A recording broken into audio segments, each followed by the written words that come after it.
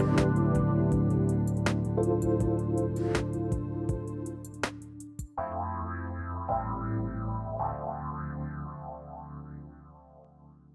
we're starting right now, everybody. Kari Knutson joining me here today. This is her show. Actually, I'm joining her.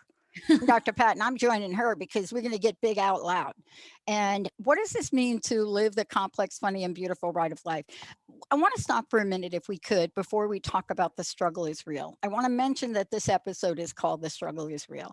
But I would like you to please give us some background about your life's journey and what you do to help people go through this, because you don't pick an episode title like this if you're not working with people where the struggle has been real. So tell us about, look, this has been your journey, this has been your life, but sometimes we get sparked by something where we feel we have to do a bit more. Tell us about how you got to this point. Sure. Thanks, Dr. Pat. And thanks everyone for joining us.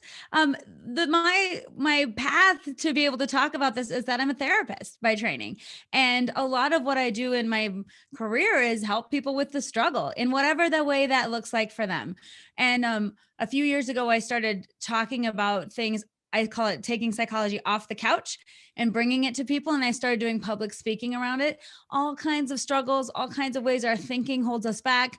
And part of really what my mission is to do through my business and speaking and doing this radio show is to talk about real life struggles and how we can use psychology and the ideas behind it to really improve our lives. Because the reason I call this The Struggle is Real is because I've seen throughout my time as a therapist and as my time as a human, the struggles that we all face and how important it is to be able to discuss them openly and honestly.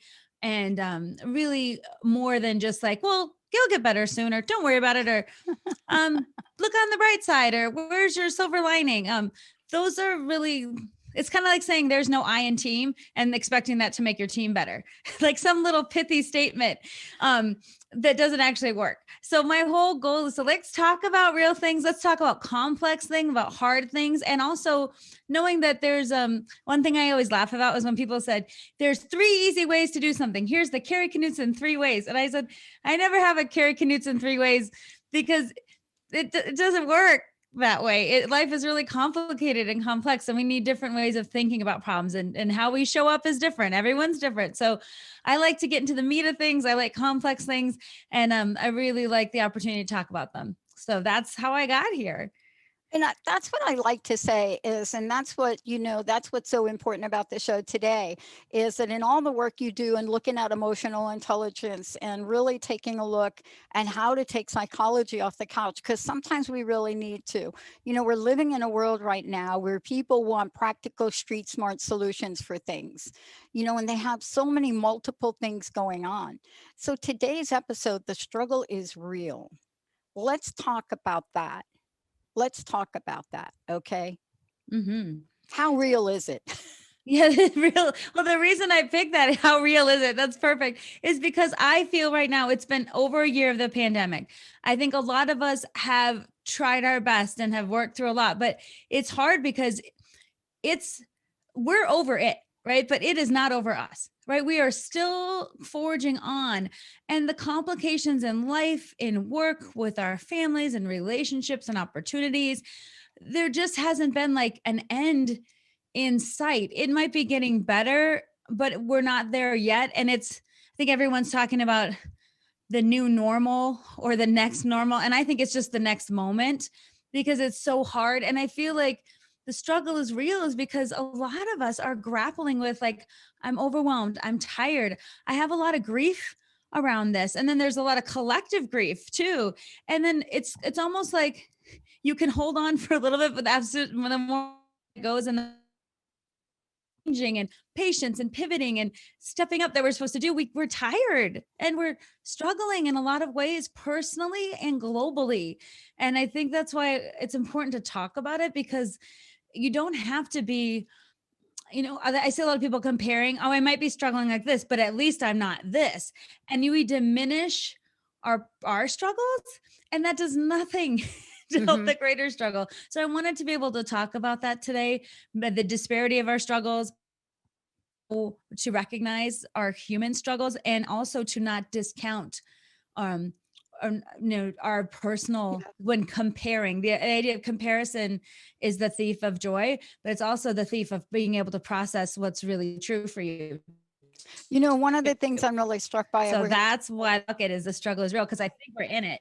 yeah, Yeah. here's the thing. Look, we're going to talk about the collective trauma and the individual trauma. And that's like super important to talk about.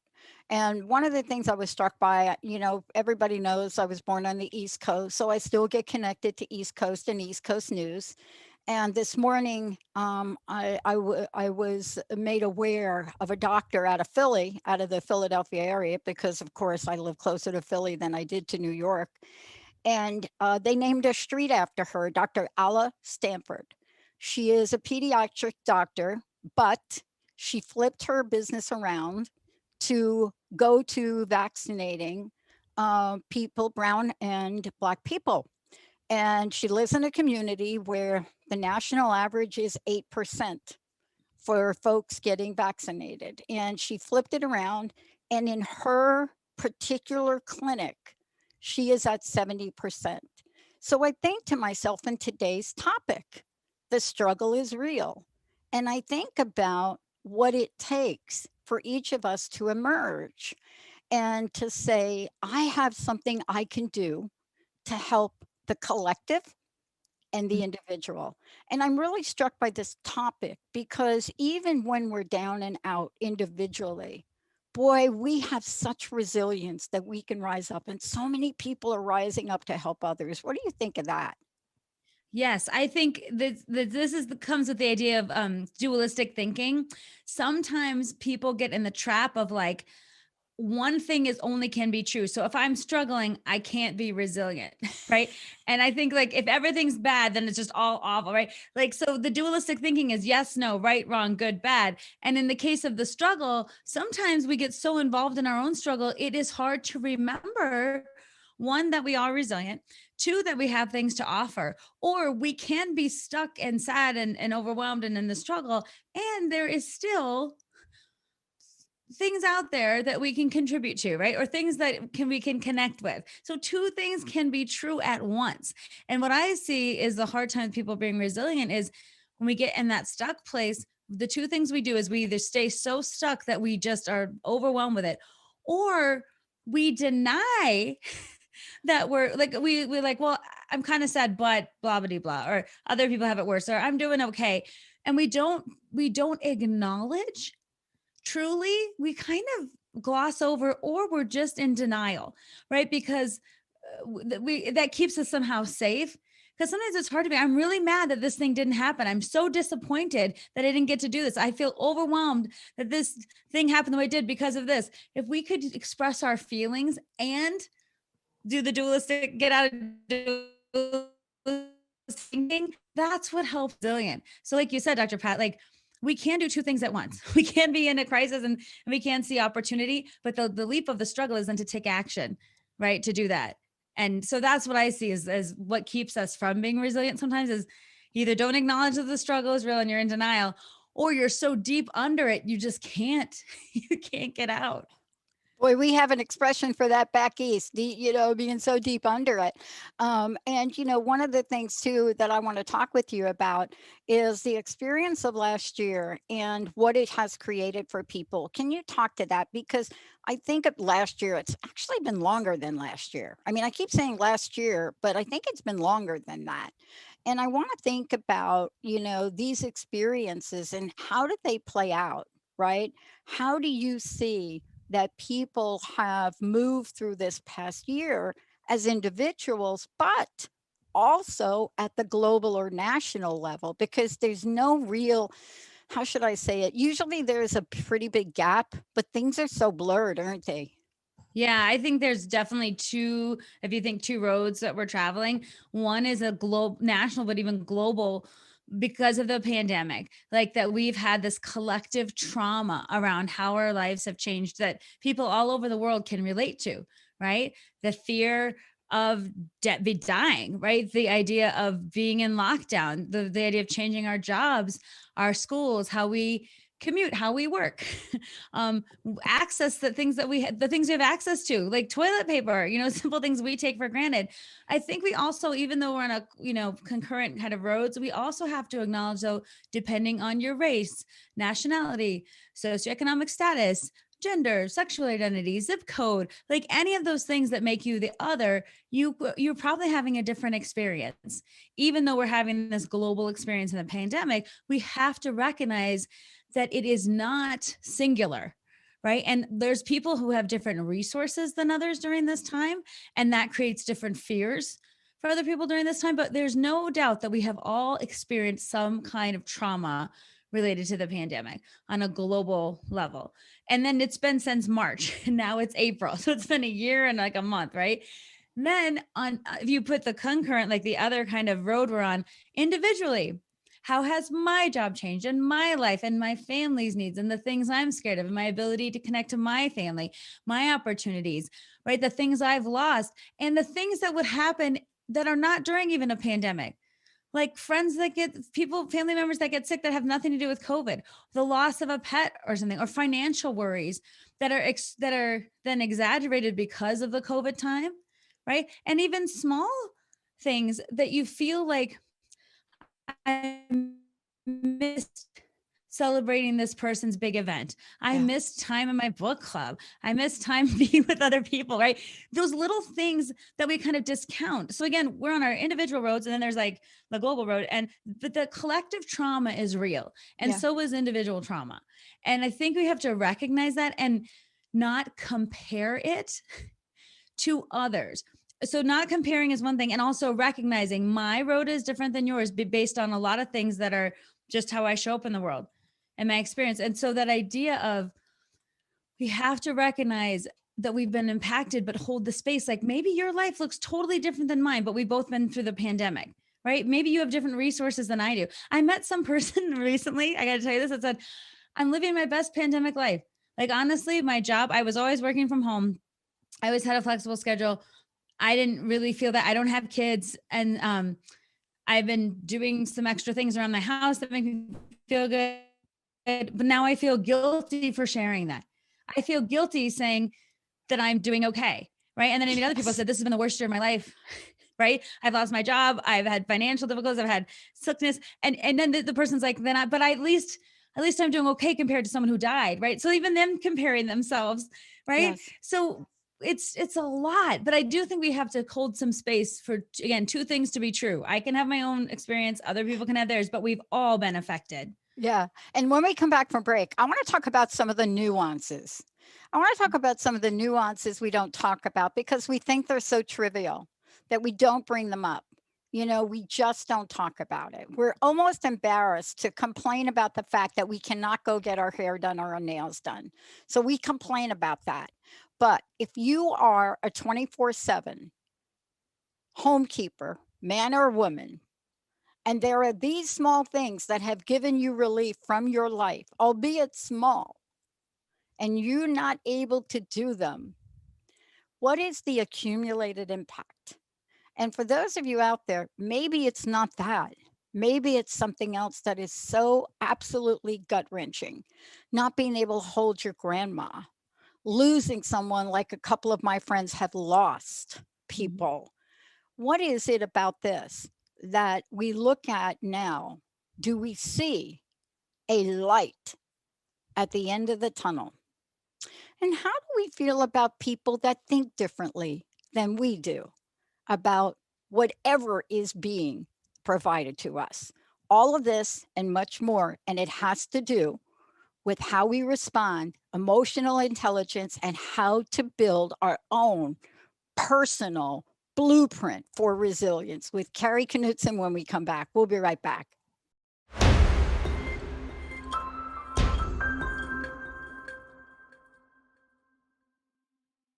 Hey, everybody, welcome back. Get Big Out Loud with Kari Knutson joining me here today. Before we continue our conversation about the struggle is real and how it's playing out both humorously and not so funny, tell us, how do people find out more about you? Let's make sure folks know the work you do, how you do it, and how you're helping people really build resilience through this. Sure. So my company is called Knutson Speaks. And through that company, I do a lot of speaking now virtually and just started in person again too. But the whole idea is speaking about things that really matter to people and taking psychology off the couch and bringing it to people mostly through the ideas around emotional intelligence, right? How it works, what it is, and how we can use it. And then offering coaching as well to people who want to then expand their ideas for like how they can use it for themselves. And then I also work with people who want to improve their public speaking because that's what I do a lot of the time. So through my company, I'm trying to help elevate people's voices, elevate ideas that matter. And that's what I do through Knutson Speaks.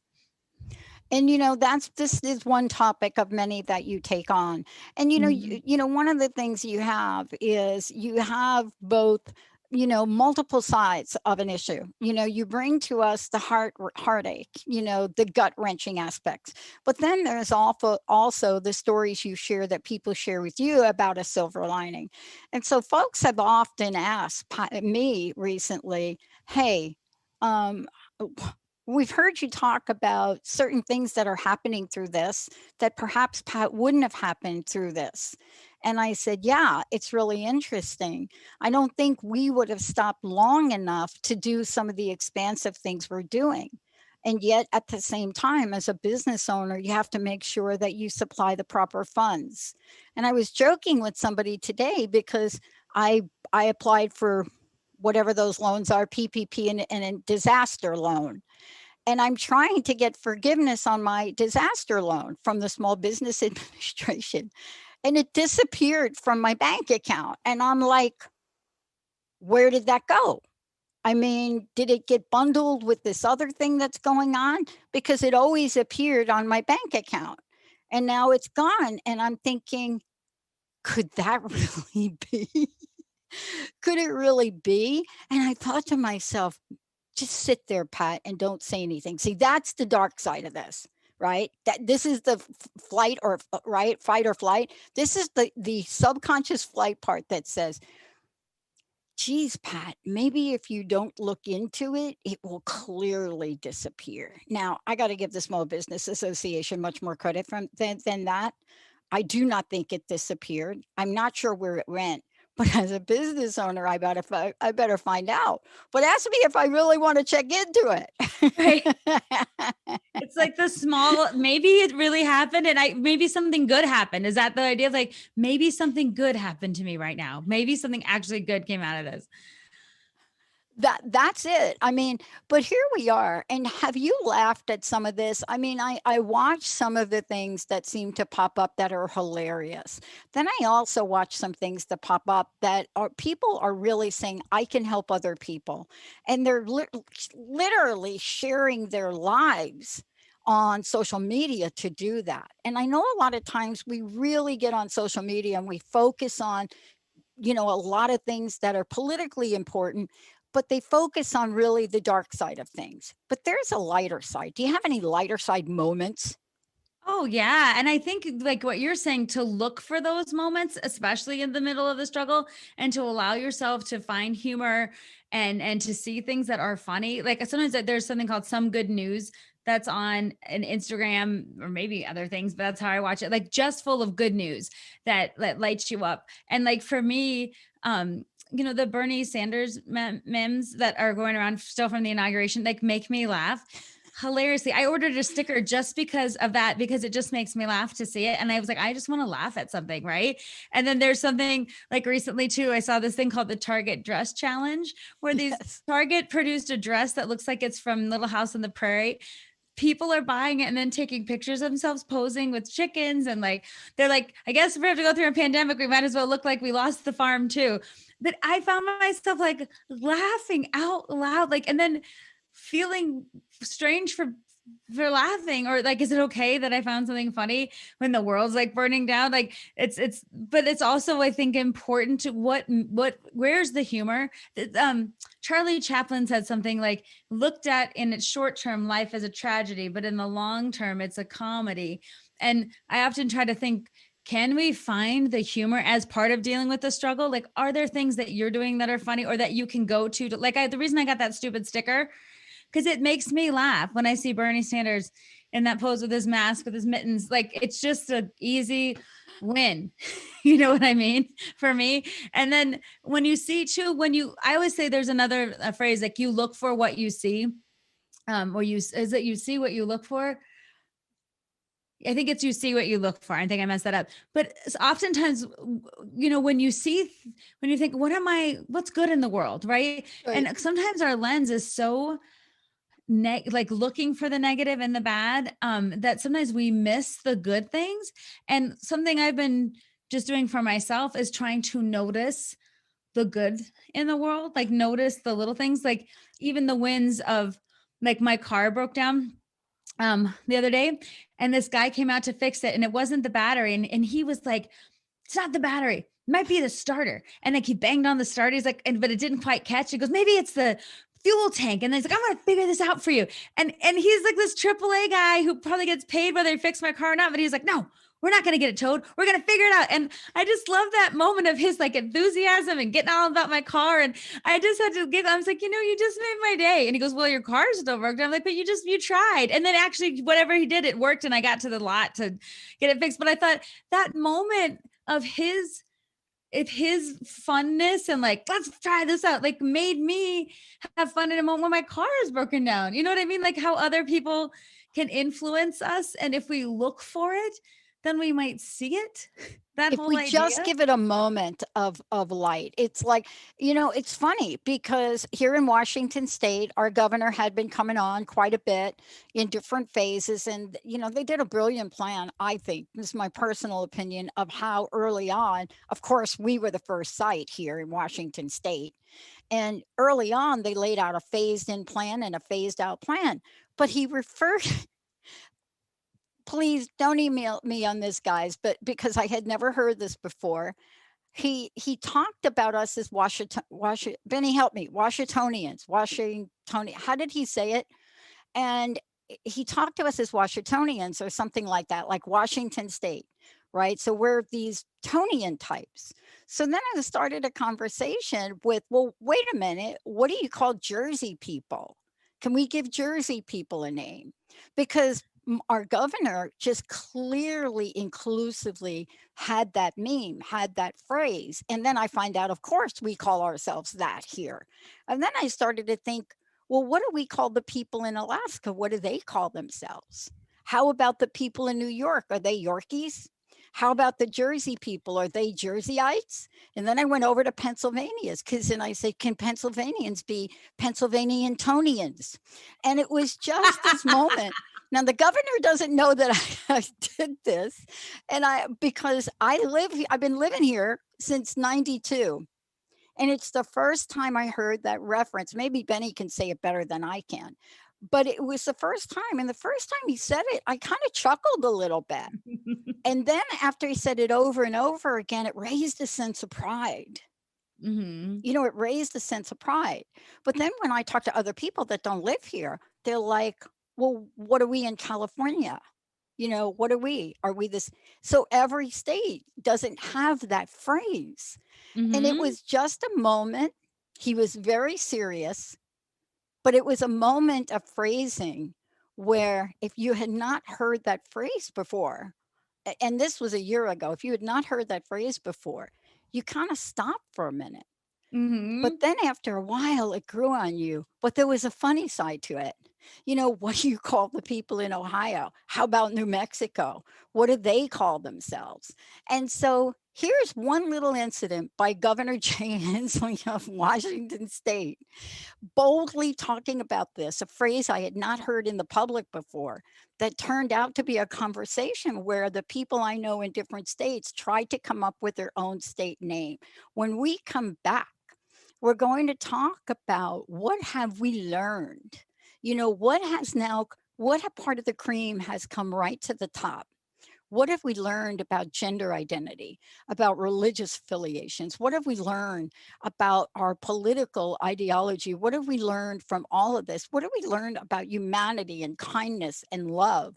What have we learned about paying it forward that we may not have learned without this? Kari Knutson, we're going to take a short break. We'll be right back.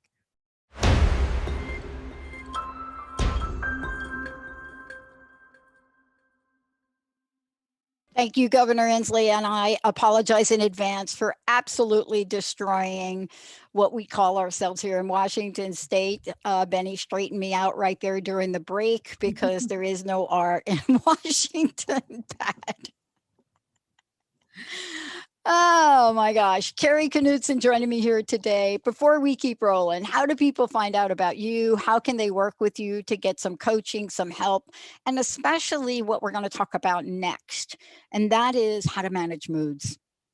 Yes, That. exactly. I wish I knew, right? No, you can get a hold of me through Knutson Speaks. That's KNUTSON speaks.com. And I do a lot of presentations, like professional speaking, virtually and in person, which is really exciting, on topics related to how we could show up better. A lot of things on emotional intelligence, self-care, resilience, transcending the unknown has been a popular topic since that's what we're in now, and also thriving through change. And people can also work with me privately as a coach and get information that way. Everything is on the website at knutsonspeaks.com. Sweet. Look, one of the things that I know you are an expert in the field of, and that is emotional intelligence. And this is now the conversation I want to shift to right now. And I want to talk about feelings.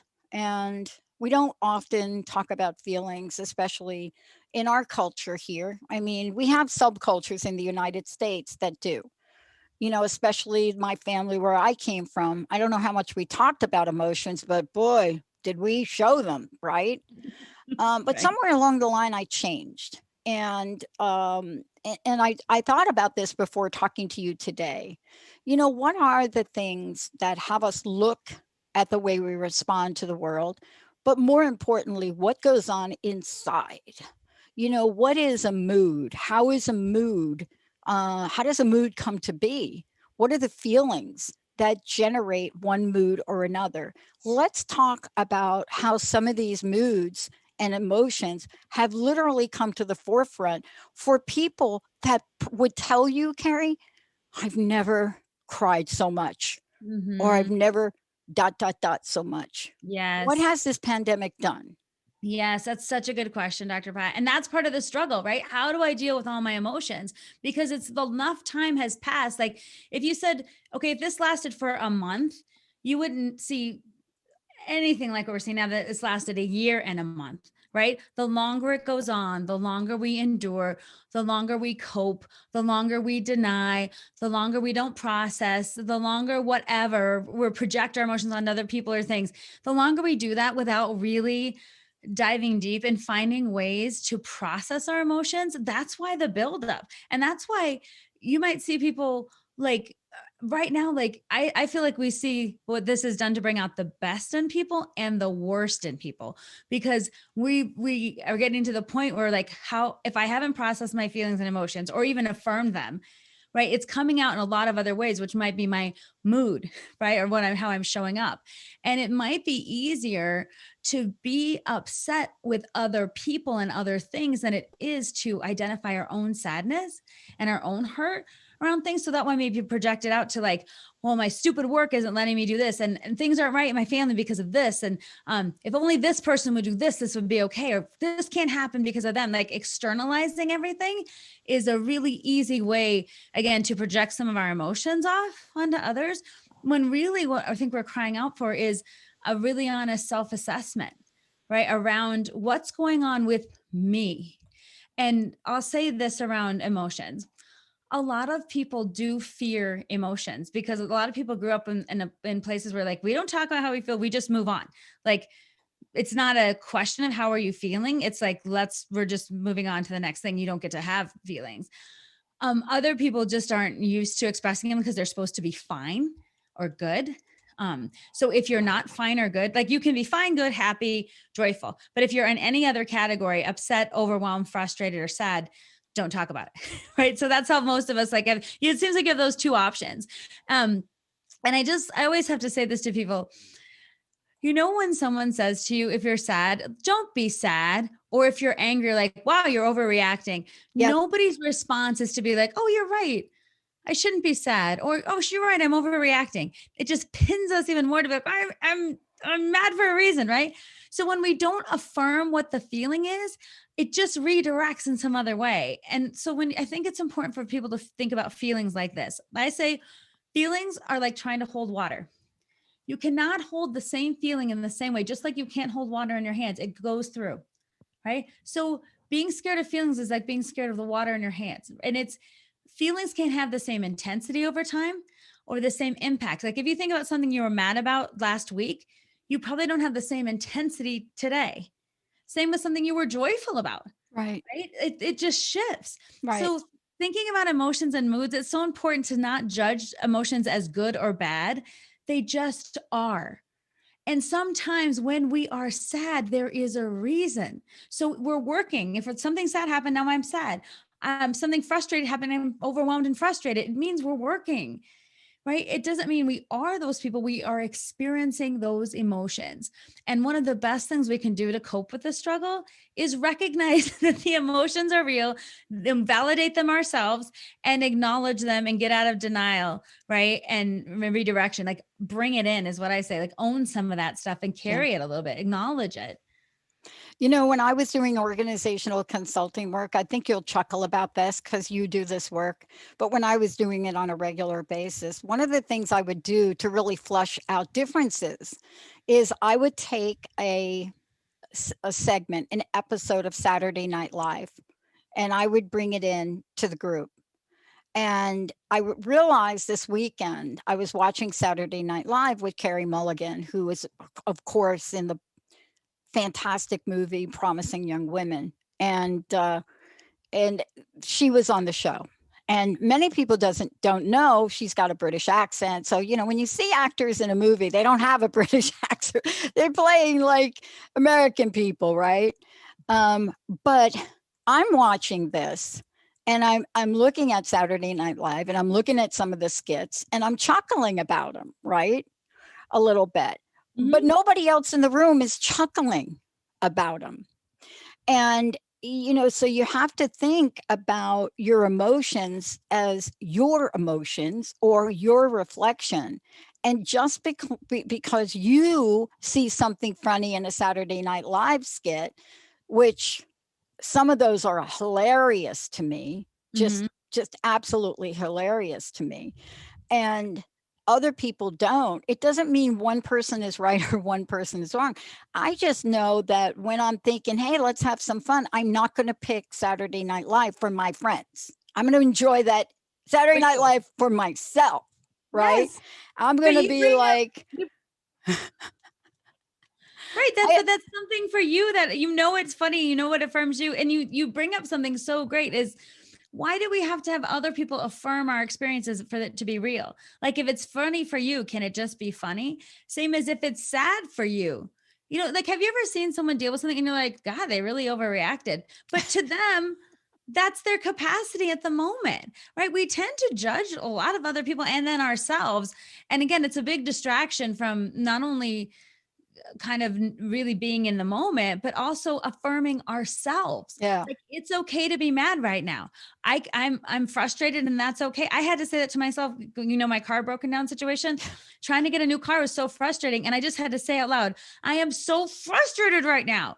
I am so frustrated about this whole process and I hate it. And I had to like do that so I could like, I call it you raise your fist in the air moment yeah, yeah, yeah.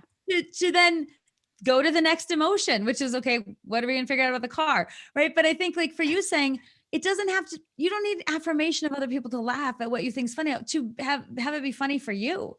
Right. And that's important because you are directing that situation. Right. And you are affirming yourself and you are also finding something that connects with your need to have levity and humor and something that works for you. It shows that you know yourself. You're not looking for other Right. people's to affirm your experience and you're confident in yourself.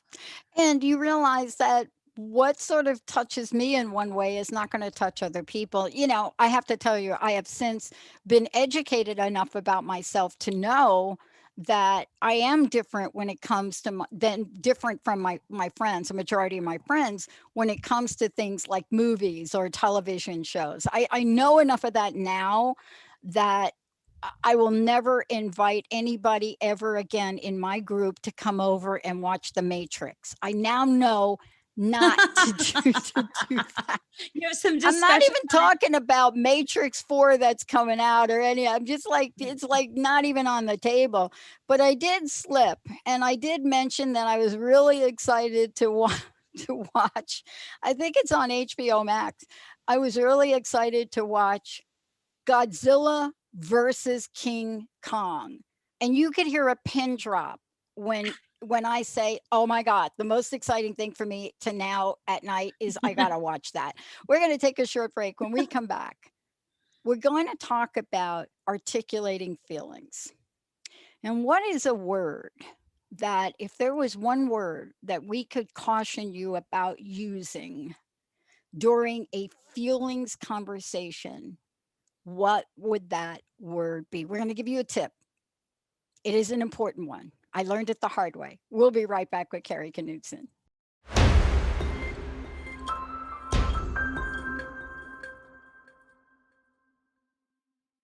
Welcome back. We are so thrilled to have all of you tune us in. We're having so much fun. I don't know if Benny is sending out the signal on what we talk about during the breaks, but boy, it is pretty fun. This is Get Big Out Loud with Kari Knutson, and I'm Dr. Pat. I get to do this show. We're talking about the struggle is real, and we're talking about, what it is that helps us be in that place where we can manage our emotions, our moods, or better yet, transmute them, and what things trigger us. Before the break, Kari, I was saying, what is that one word? But before we get to that, give out your website again, if you could, so people know how to get a hold of you. Sure. It's Knutson Speaks, KNUTSON speaks.com. And that's how you can find out about presentations, coaching, and maybe the return of my one-woman show when theaters open up. That's my other excitement, maybe. So yeah, you can find out all about me at KnutSonSpeaks.com. Okay. I was saying that during the pandemic, we have seen the rise in certain language.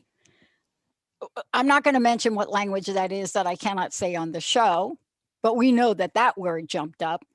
But outside of that, just in dialogue and people that are communicating about their emotions, there is a word that will just put fire in the eyes of the person that is being asked this question more than I think any other word. And that is why. Why do you like Saturday Night Live? Why are you complaining about getting your car tire thingy done? Why would you wonder about that when you're not experiencing it? Why do you have to watch Godzilla and King Kong at 10 o'clock at night to go to sleep, Pat? What do you think about that why word? It's a great acronym, too. Ooh, it's a what? It's a great acronym, which I can't say on the show, but that I now made people up. be wondering about it, right? Well, What do you think about that? Well, why? That's a really good question. Because what happens when we put a why onto something? Why do you feel that way? It's like a justification. And what it does, it minimizes feelings just come to us, and trying to rationalize them or justify them is essentially a disservice to it's really, I think of it, our emotions as an internal compass, right? It just works. So we don't put in a compass north and be like, well, why is that north? It's because it is. You don't look at the compass and be like, I don't know. I think it might be northwest, but then no, the compass says north, right? So when you think about your emotions as an internal compass, you don't ask why the first thing, or when someone you're talking to, why do you feel that way? Unless it's like, tell me more. I would say, tell me more about what that looks like for you. Tell me more how you're experiencing frustration or overwhelm, like whatever the word is. Sometimes they'll say, tell me more, but not why, because why makes us justify ourselves. And the whole idea of why invites judgment, and it also keeps us in the struggle. And when the thing that we're talking about today is the struggle is real. Staying in denial or in secret about our emotions, like I better not tell people that I'm struggling because I have to have a facade that I'm okay, or I can't talk about being sad about this trivial item Like, let's just say, for example, like my daughter couldn't have her birthday party and she was so upset and she was crying about it. And I was like, I was like trying to calm her. And then at the same time, I had my car situation happening. And then a bad thing at work happened with a student that we had to deal with that I was overwhelmed with. And then I was trying to think of in the ranges of what's bad, like, why am I frustrated right now? Right. And does she get to be sad about her birthday party at the same time I'm upset about my car and then this thing at work? Like, yes. Yes. Right. And imagine diminishing my daughter and saying, well, you should just be happy we're all healthy and daddy and I have jobs. You'll get another birthday party next year. Right. You know what I mean?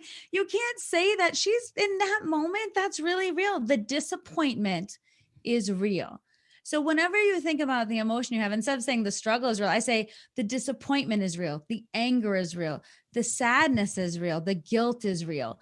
Whatever it is. And when you put why, it's like squishing it. It's like squishing down the little emotion that's just trying to share itself. And again, that's like your internal compass, right? And you can't why the compass. It just is, Yeah. right? That's like feelings just are. Why crushes that. And I think staying away from that, if Yeah. you do have questions about someone or even yourself, tell me more about that. Show me how that feels to you. Explain. Sometimes I say, if it were a color, what would it look like? If it were an object, what would it be? Like, talk about more about what it is. Don't deny or diminish it by using why. And here's the thing to why. If you don't really want to know how another person feels, don't bother with asking them to tell you more. Don't bother. Say something affirming if you can figure that out. The other thing that, we're learning from this pandemic about why is instead of asking why, it's okay to say, wow, Pat, I did not see a single funny thing in that 1 hour thing, SNL, that you made me sit through here tonight. Not even the singer at the end. And tell me about why he was wearing a dress. And I said, you know what? I don't have enough time in my night left to explain who that fabulous artist is. But you can say you don't agree. Yes. Oh, You're like- totally. Or you're I like- don't understand. If someone's like, do you understand how I feel? I think it's okay. Like, I don't understand, but I can see how you might feel that way. Like, I don't personally see it that way. Yes. Or I have a different yes. experience with Yes. that.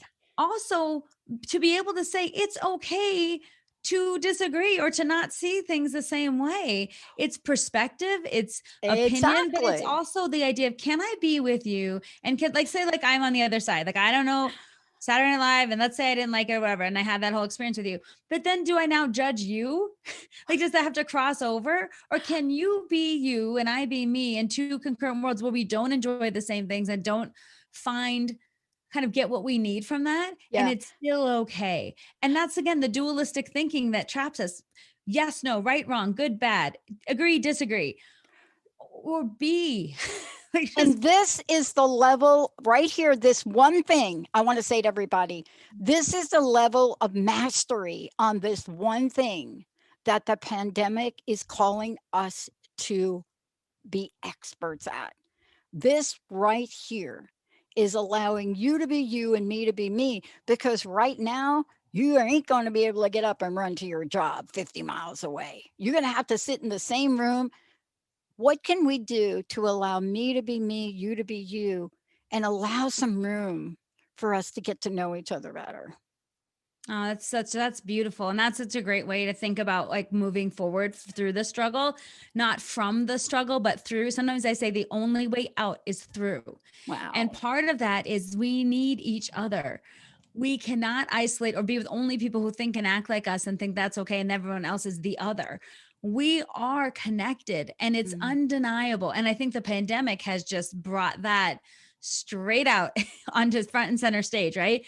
So this is an opportunity through the struggle, right? And that's what I meant when people who have a different experience right now, based on a lot of things, right? Race, socioeconomic class, gender, job opportunities, where they live, right? Like, all those things have changed. But the point is, can I still see you? Can I recognize you? Even if I can't understand it, can I have empathy and compassion for your experience? Can I also not diminish my experience at the expense of yours, right? Like, that whole thing. And so those are the grappling with the complexities of life. But the big thing I think that to get us through the struggle, become conscious.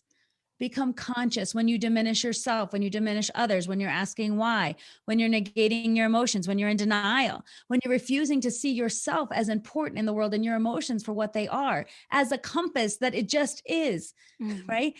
Being in those moments and creating that consciousness for yourself helps you then apply it to others. And getting out of dualistic thinking is where, like, living in the complex gray world is that helps too. Kari, thank you so much for today.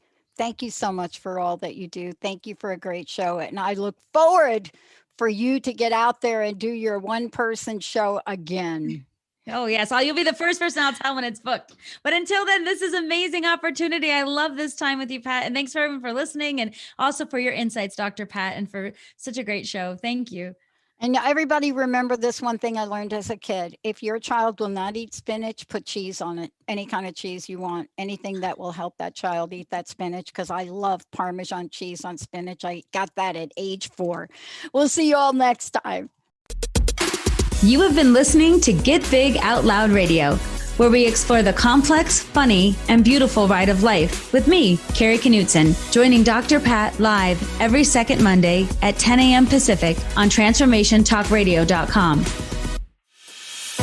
I will help you to know which thoughts are keeping you small in order for you to get big. Get big and live your life out loud. For more information, visit KnutsonSpeaks.com.